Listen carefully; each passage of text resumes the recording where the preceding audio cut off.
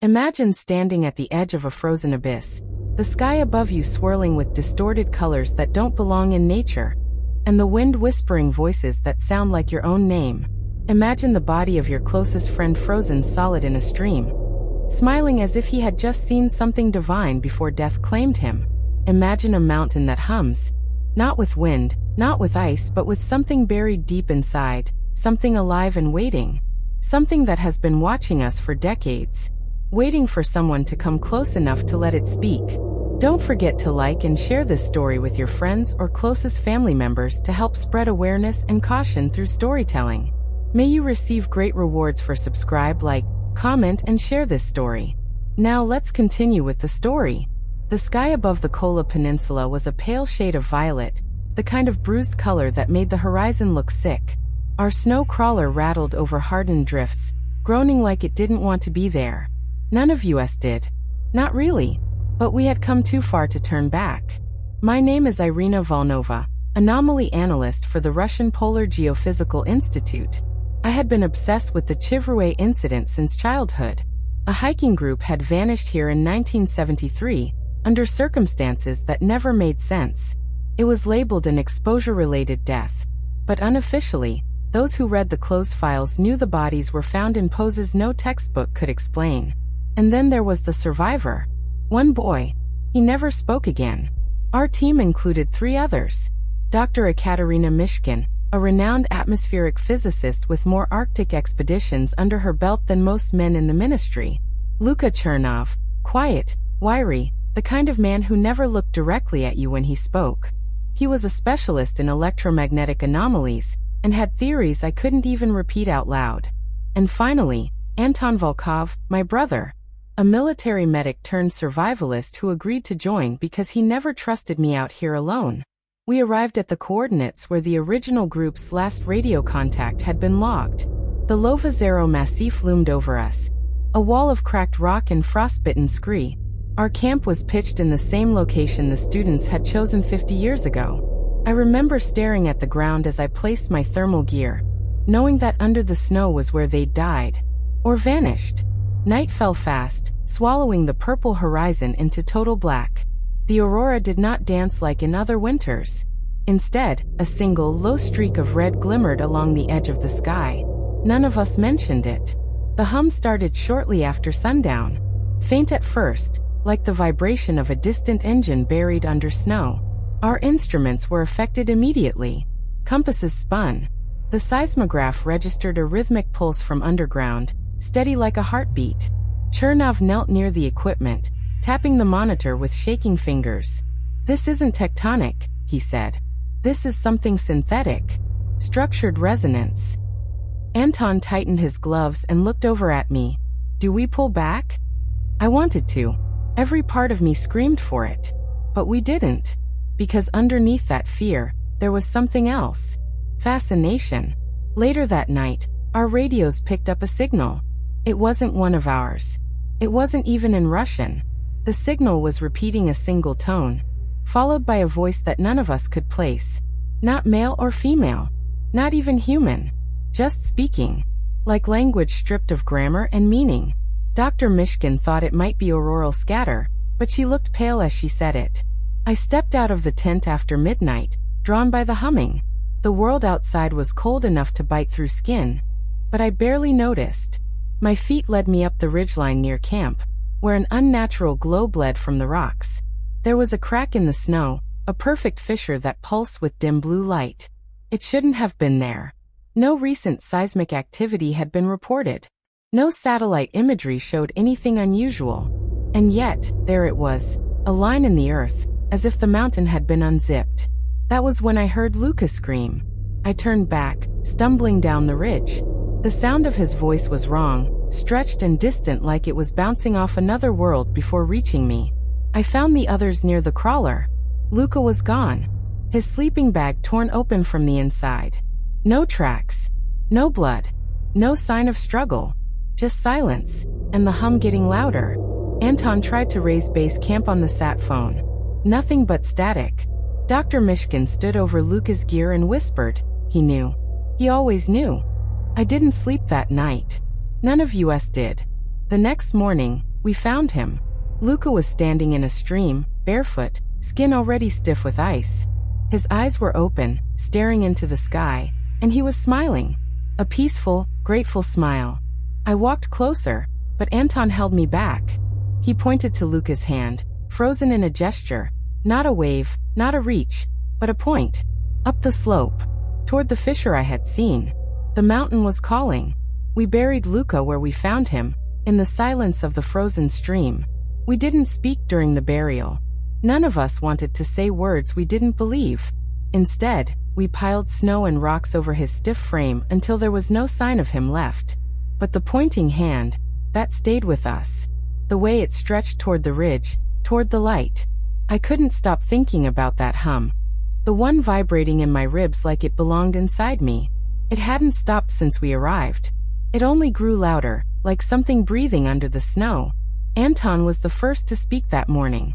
We leave. No samples. No glory. No report. This is not something we can fight or measure. Dr. Mishkin ignored him.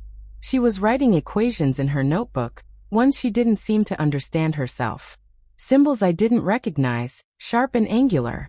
They reminded me of frost fractals, but with unnatural symmetry. I think it's communicating, she whispered. The resonance isn't random.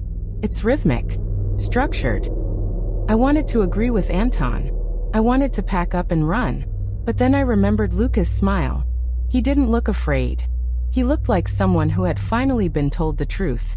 The fissure in the ridge was wider than I remembered from the night before. We brought lights, thermal gear, and scanning equipment. Anton refused to enter at first. If I don't come in, he said, you'll have at least one person outside to pull you back. But as soon as we crossed the threshold, he followed anyway. Maybe he knew none of us were coming back unless we all did. Maybe he didn't want to be alone. Inside, the temperature rose by several degrees.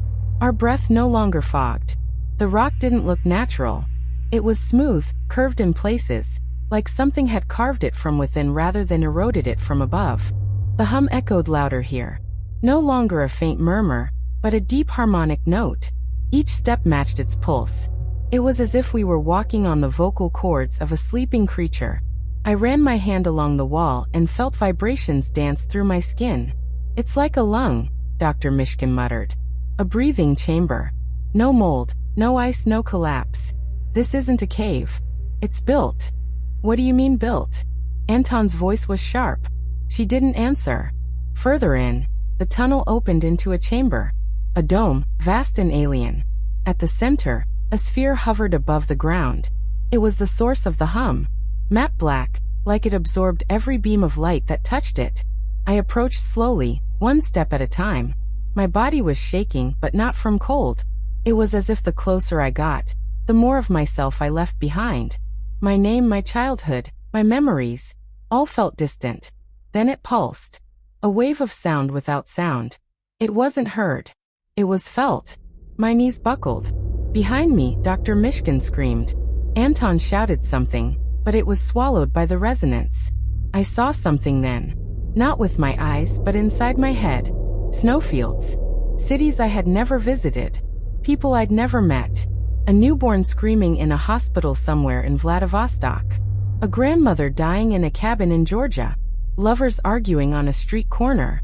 The memories of strangers, not mine, all pouring into my mind at once. I collapsed. When I woke, the hum had faded. Dr. Mishkin was kneeling beside the sphere, whispering to it like it could understand her. Her eyes were wide, glassy, empty.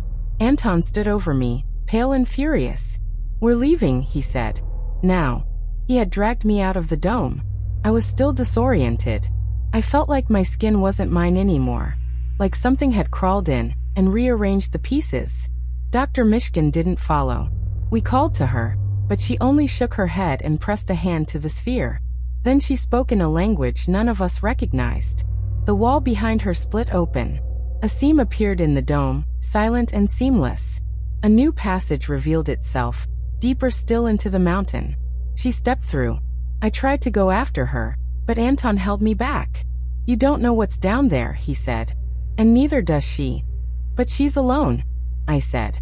Anton didn't answer. He just stared at the now closed seam. breathing hard, fists clenched. We waited there for hours. She never returned. The hum started again. Louder now. Angrier. We ran. Back through the tunnel, through the snow, back to the place we had called camp. But even there, everything felt different. The snow didn't crunch under our feet the same way. The wind sounded wrong. The sky had changed color. I checked my watch. Then Anton's. Then our backup device. All three read different times. "What day is it?" I asked. He didn't know. I turned on the radio. White noise. Then, faintly, Dr. Mishkin's voice. She was singing. A lullaby. Something I hadn't heard since childhood.